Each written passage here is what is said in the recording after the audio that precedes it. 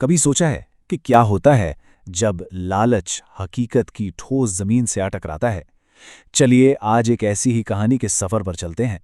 ये कहानी है तकरीबन 20 साल पुरानी, उस दौर की जब शहर की चकाचौंध और गांव की सादगी में एक बहुत बड़ा फासला था। ये कहानी है बड़ी बड़ी उम्मीदों की, एक बड़े धोखे की और एक ऐसे सबक की जो आज भी इतना ही अहम है। तो इस कहानी के जो मरकजी किरदार हैं वो हैं विद्या जी। एक ऐसी माँ जिनके लिए अपने वकील बेटे ऋषि की शादी कोई रस्म नहीं थी, बल्कि ये तो सोशल स्टेटस और दौलत पाने का एक सीधा साधा बिजनेस प्लान था। उनकी नज़र में बहू एक इन्वेस्टमेंट थी और जहेज उस पर मिलने वाला मुनाफा। तो जनाब, शुरू होती है विद्या जी की मिसाली बहू की तलाश। और उनके मेयार क्या थे? मोहब्बत? सीरत? नहीं, उनका मेयार खालिसतन मादी फायदे पर टिका हुआ था। वो एक ऐसी बहू चाहती थी जो उनके खानदान को समाजी सीढ़ी पर एक कदम और ऊपर ले जाए। एक के बाद एक रिश्ते आते गए और विद्या जी उन्हें ठुकराती गईं। वजह, कोई भी उनके माली मयार पर पूरा नहीं उतर रहा था। जो पढ़ी लिखी खुद एतमाद लड़कियां थीं वो उन्हें तेज तर्रार लगतीं, क्योंकि उनकी पहली और आखिरी तरजीह सिर्फ और सिर्फ दौलत और जहेज था। और इस सब के बीच उनका बेटा ऋषि अपनी मां के लालच के बोझ तले बस खामोशी से पिस रहा था। अब देखिए, ये उस जमाने की बात है जब वालिदैन का फैसला पत्थर की लकीर माना जाता था, खासतौर पर शादी जैसे मामलों में। और सितम ज़रीफ़ी ये थी कि ऋषि, जो अदालत में दूसरों को इंसाफ दिलाने के लिए लड़ता था, अपने ही घर में अपनी ही जिंदगी के सबसे बड़े फैसले के सामने बिल्कुल बेबस और खामोश था। तो जब शहर में विद्या जी की दाल नहीं गली तो किस्मत ने एक बिल्कुल नया और गैर मुतवक्के दरवाज़ा खोला। गांव से एक रिश्ता आया, एक ऐसा रिश्ता जो विद्या जी को अपने लालच भरे ख्वाबों की ताबीर लग रहा था। लेकिन क्या ये वाकई एक सुनहरी मौका था या एक बहुत बड़े धोखे की शुरुआत? आइए देखते हैं। ये प्रोफाइल तो विद्या जी के लिए किसी खजाने की चाबी जैसा था। लड़की कम पढ़ी लिखी है, ये तो सोने पे सुहागा था। मतलब एक सादा फर्माबरदार बहू जो कभी सवाल नहीं उठाएगी। ऊपर से खानदान की अमीरी की अफवाहों ने उनके लालच पर ऐसी पट्टी बांधी कि बाकी सब कुछ बेमानी हो गया। विद्या जी का हिसाब बिल्कुल सीधा था। डिग्रियों का क्या अचार डालना है, असल चीज तो दौलत है। उन्होंने सोचा कि जितना बड़ा खानदान होगा, जहेज भी उतना ही भारी होगा। और फिर लड़की वालों के बड़े बड़े वादों ने तो जैसे आग में घी का काम किया। उन्होंने कहा, शादी ऐसी धूमधाम से करेंगे कि गांव वाले देखते रह जाएंगे। बस ये सुनना था कि विद्या जी के ख्याली पुलाव और भी ज्यादा पकने लगे। तो आखिरकार वो दिन आ ही गया। बारात तैयार हुई, दिलों में ऊंची उम्मीदें और शाही इस्तकबाल के ख्वाब सजाए।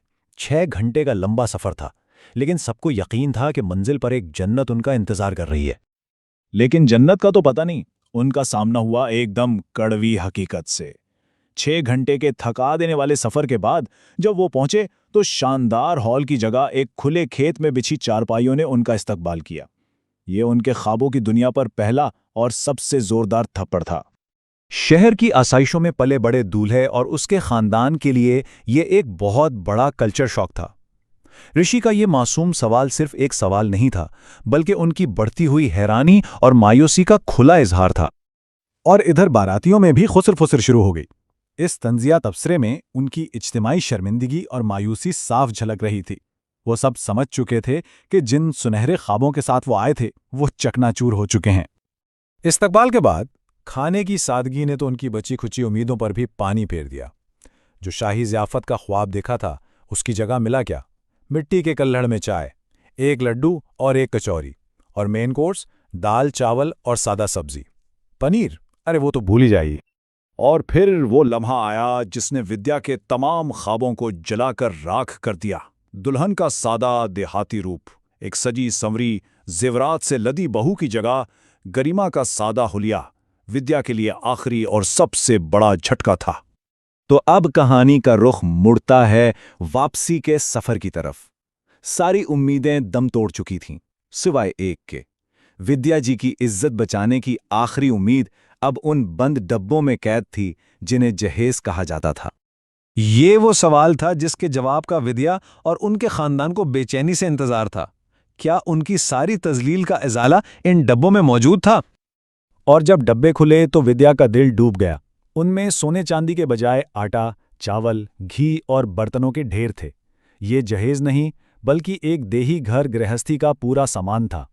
एक रिश्तेदार ने तंज किया कि इस सामान से तो एक करियाना और बर्तन की दुकान आराम से खुल सकती है। वो उनकी तवक्कुआत और का फिर- मजाक उड़ाने के लिए काफी थी। सिर्फ 11,000 रुपए। ये रकम विद्या की जिल्लत पर एक हतमी मोहर थी। तो अब कहानी अपने अंजाम को पहुंचती है, जहां ख्वाबों के टूटने के बाद अब तल्ख हकीकत का सामना करने का वक्त है। ये सबक सीखने का वक्त है।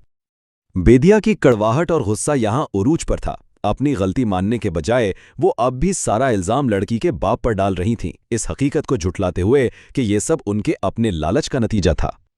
लेकिन आखिरकार सच्चाई को जुबान मिल ही गई। विद्या के शौहर ने उन्हें इस पूरी जिल्लत का जिम्मेदार ठहराया। ये वो लम्हा था जब हकीकत का आईना उनके अपने लालच के सामने रखा गया। और ये है इस कहानी का सबसे ताकतवर अखलाकी सबक। उनके अमल का नतीजा अब एक ऐसी जिंदगी भर की जिम्मेदारी थी जिसे उन्हें हर हाल में निभाना था। तो ये कहानी हमें एक बहुत अहम सवाल पर छोड़ जाती है। जब हमारी ख्वाहिशात और लालच हकीकत से टकराते हैं तो उसकी असल कीमत कौन अदा करता है? ये कहानी सिर्फ एक खानदान की नहीं, बल्कि उस सोच की है जो रिश्तों को भी फायदे और नुकसान के तराजू में तोलती है।